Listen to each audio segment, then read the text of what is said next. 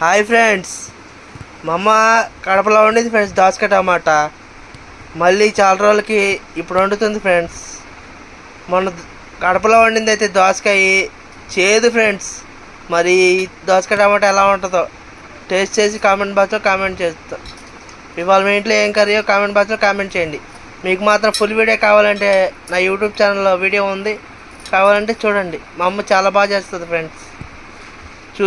చూసి ఒక లైక్ కొట్టండి ఫ్రెండ్స్, షేర్ చేయండి ఫ్రెండ్స్ నా వీడియోస్ని. ఇవ్వండి ఫ్రెండ్స్, దోసకాయ టమాటా ఫ్రెండ్స్. ఎంతమందికి ఈ కూర అయితే ఇష్టమో కామెంట్ బాక్స్లో కామెంట్ చేయండి.